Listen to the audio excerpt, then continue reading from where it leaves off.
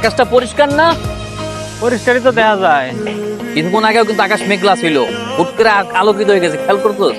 মনে হইতেছে না যে দিনের বেলাও আসমানে চাঁদ উঠছে? হ, এইটাই কথা।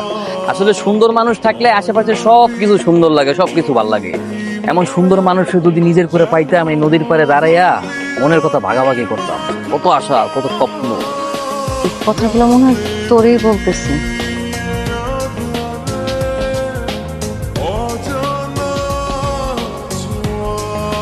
এই যে আপনার সমস্যা কি?